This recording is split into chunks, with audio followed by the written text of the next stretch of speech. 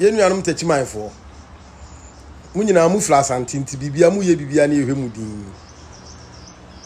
Se festival ya mu die. Se ye ote kokoso otumfuo ose tutu. The second. Enye doma hene nsensem a wo ye nka. Nana edi nanimu nyam de edom ebeta akira nka ewiase nyina beta techiman nka. Samu pese mu hu a munkobu se wo chehene. Samu pese mu hu se otumfuo oye wiase nyina ade a munkobusa Cape Coast hene samu pese mu hu a munkobusa gamanche saa ahemfo ami wodi nyina o maye bibi ato mo nsa afro otumfuo na sikro ni mu a na obehu edom ene passion ni enipa dina na echi kro ni mu nyina asesa even so otumfuo kro otumfuo ba mu no Ghana man sesika ebe siesie kro ni Ghana man sesika edi security ba kro ni Ghana man sesika ema kro ni eye krabehwe ansa na otumfuo besima wesim otan ko a ba ye ka bibia kire mo techimanfuo mo mamoni na ho mo mamoni na ho osadefo osiade yo agima bedu enye ni tipani techiman hene enso wo kamahye se wi na mudua no kro ni nti modwen se mo ni so ahyiu se de be yo techiman wi na mudua ne ho nti modwen se mo ni so ahyi na mo maba abonte na asantefo agimi asantefo yinkurasefo de mo nyina mo ho na mo nye mu yehum se yenua ne mo ni sia na mo behu se wudua wi a nkyere se wani so ahyi mo techimanfo wo de mu ni domanfo na chi domafo no omo ye domafo ankasa omo ye domafo no omo nim se omo nkyiri firi asante nti omo entafo na abegu kuro ni tanesu nananu be chansa si akata ne tanesu be chansa si akata ne tanesu nananu be chansa si akata ne tanesu be chansa si akata ne tanesu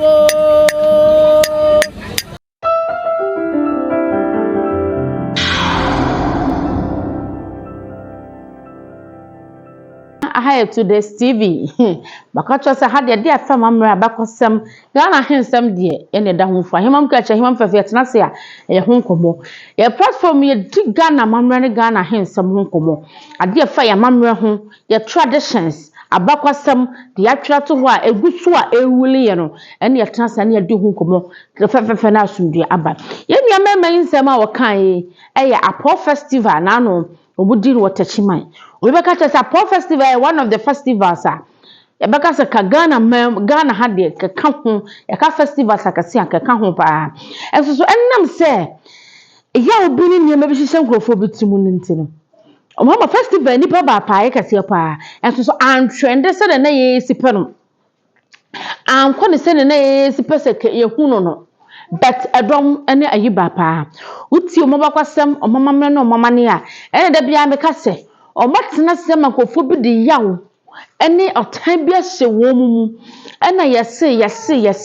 ena ko create confusion ako create yawo ene otan ebidie betutu kofobi etrima o monim se we tewa wonim so ne asanteni wo problem asanteni to wonim so ne we wo problem ena ada ne wo yawo ena abeto ena abeka hensam ho kaya hwe ne na konfia me yawo be ma ne monyamfa kan piesie oyokoni ba pa kodi na fasha entese ka anya hwe katachi mama hene na ni monyamba ba ta chire yebra na se tutu abebi okotoko hene enye atan ene waye ande papa yi se wonti apo bia ena komu hu ne yede sade we kwada yewura se yewura ye chese ye festival we yewura fo ni monyamba ta chire munni hwekura munkobusa Cape Coast na yewura bese ko Cape Coast bese ko hwe ene monyam sha ebaye anya hwekura bese ochehene was part of chese yana na said na ni monyam abetai ne program kase a woye ene mo hu sa ya hemfo ene ya hemfo ton ya mamra ne amane ya hemfo damusronko ade obeye bia yana na said na ni monyam betai kira eyeye na yefe na gent na ha soso Eti ade no be make na me one of my wishes pa. Senka ebetu omuto omunsa na ase tutu kotoko hene. So wanti mi amakora am say ka do beyi ne nsi anamu no kwa ye no monyam hyakase. But enam say a time and a bro champion agenda and a way you say a crow way you dia we can a can buy when they claim me when I say and na kofa wo ya obi na na mata shim an ekuroi ya se nkofo nwom moto ya no omse kuro no adane abutu ama bodyguard fo na ehwe kuro no so me hu se ye yonko blogger me hu se ayi asante blogger bia tenase se wodidi na konfia me ya watam eno kwa de yamma na kwa ma na nsisa se watwe camera sinanim se wodidi na konfia me ya watam se wo cassette tachi mama hene ensida da bia metra ha kase obi ye akanni a asanteni a nua pa ene tachiman etina yebra na zetu ka tachiman hene eye menua ketewa a ebi manti ase na mo gina ho eso camera si o manim edi na setu kotoko he atam meso yokoni ene nua yokoni eye anuafo adua nani ene nua adua nani eye anuafo ye kan sen eye busua akona busua sa busua to ni nyina hu ne yonko nua wonim se ne nua no eti ade na beba katachima ne nua prakope ne nua panyin prakope ene na asetu kotoko hene so wo cha ne panyin kura na ebe kunyasem nya henie mu a wo wani mu che no ti ne nua panyin ne no kade na beba sa wo nua wo yi ade no moto nsa afro nua panyin sa me ya fa hye we me nua fo no nya beta mechi eno na ye kasese ya hwe amfa bibia nsi ho ya ye be ma ehifofo nketua bi ehifofo bi nkunya bi so che wo mo ho atete nkrofo ne nkrofo ntam atete ama chese ekro na dane abutukura tachima hene me kaise time asante hene odikan wuye asante hene e maami wuye tachima hene e baaye ni bi obaye ni bi yewura pase kwaya nkranza ehina yiye merbi odu ho wosi ekochi atachima hene e wona himfi obia no obia ni asemo na se tutu kotoko hene tachima hene obi oni obia ni asemo no obia ni problem bia wo ba bia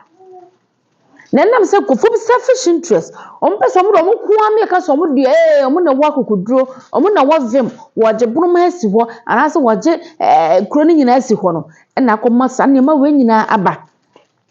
yebra na se tutu si ekotachima himfie ekwachi atachima hene kono wasma kobeko na mi yokoye nkranza mahima yi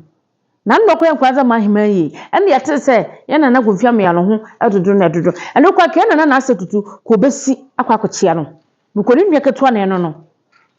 hede ahenie etu nche ne nua ketua ene eno no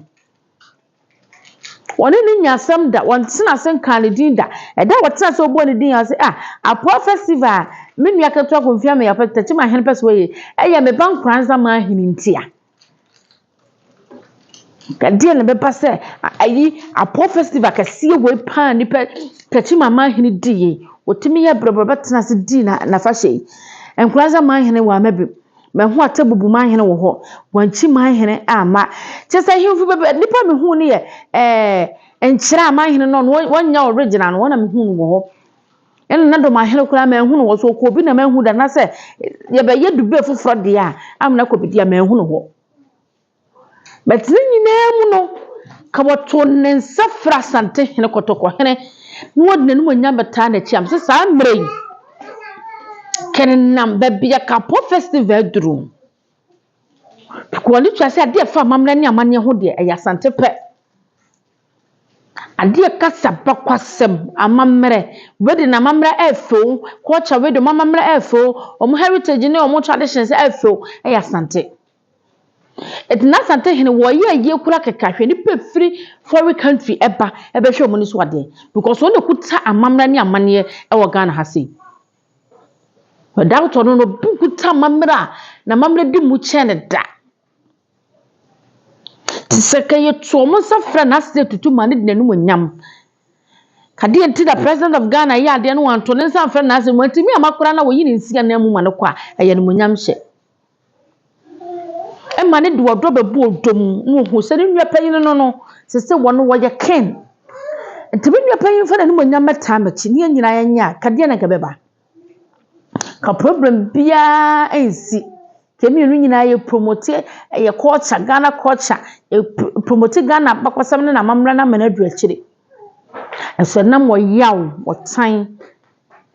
na brochapem ne ya asante ne ya aka piesie ne ya aka piesie matsena ho mankofo bi di yaw ene wotan bi ahyehyɛ muhu ene motena ase a enwuma kase na moto ene asantefo mosantwema weni timi ma amamra koso ba momia nyintum se abakwasam aya abakwasam amamra aya amamra ade ena na mo bakogye ye no wo ye de kora aya abakwasam aya trato wo obi obuku bia ntimi retailing back saa so na ade aya abakwasam a ya ba ya ka akọ ya tese ya santo oba wono watwutuo ekuma ahodo na bakwasam da ho edi 100,000 years kura ya santo bakwasam entimi mfiri ho da sanso na sekofo no che baaye no obeye sei na niema nyina entimi ntwamu da eno ne ya bakwasam a eda ho sa mamra na musa de chechire oman no sa mamra no so da ho eno so yentimi enkontia sa mamra ne da obi no wo betimi san sa mamra ne nyina akotia bibibio eno na ma asante emu aye du asante aye kase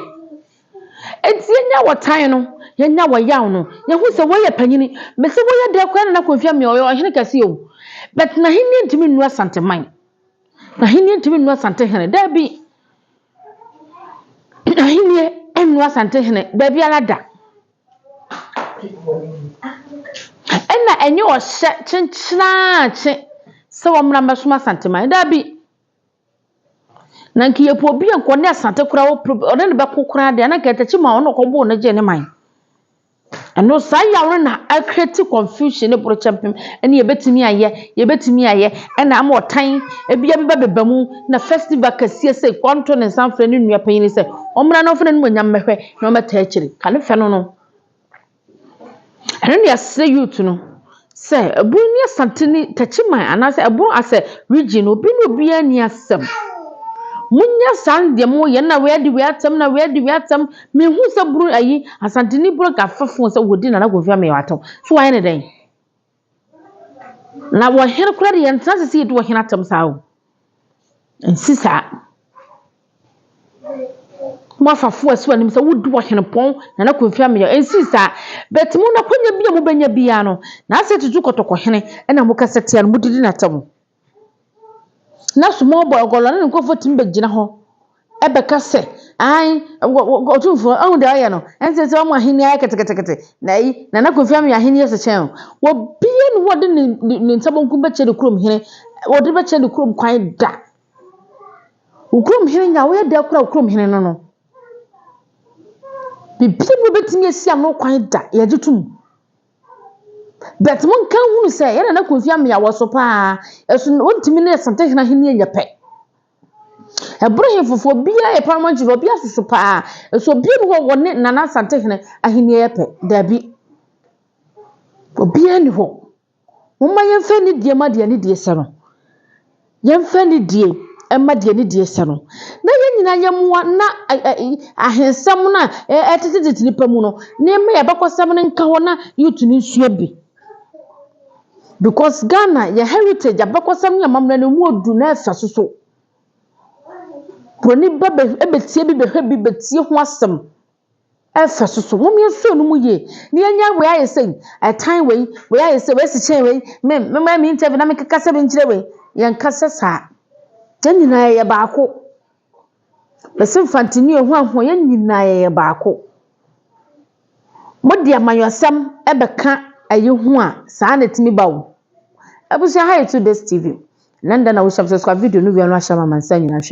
hwe Yoko message na acha wa adwasomdwe ne abotekwa kato se ha esua bakosem Ghana mamre chieftaincy yen fon community ha se tukoto video nso na bosse na be ya video tuma obenya bi ahwe de biada baka se leader ni se boutique etwo etwen Lydia Sebra o wasa betwa school junction before so bedo binim sambon Lydia boho bagaya Lydia ne ma efe na ye papa na ye original so se wo pe suit wo pe wedding gown talia efe e de akọ party wo de kọ birthday photo shoot die Lydia ni se boutique na make am for Kwai na kwaje odi follow no social media platform no ba bia Lydia Inisa boutique Instagram Facebook na TikTok de Lydia kwana kwaje odi na honya fefefe open kwanta dia efe dia Elohim baby sambiyon wasu wabiem se kaje ope wholesale enema efe de yankro fiti dia wo ne ekosi 12 years 13 years die so po mu jewelries omu shoe omu bag omu chese dia bibi omu shoes dia Lydia baby sambiyon Elohim baby sambiyon enema efe pa show about me say guy o wasad betwe Otal Junction kona kwaje odie na oso mu no mahunyafe binu be hye da bia e wo to desti fe odo hye buna afo nyama bunu ma mam ka hye na meji wakodi am toso miasa asante ma de hye buna afo de hye ne medua na ni ba na amsa pia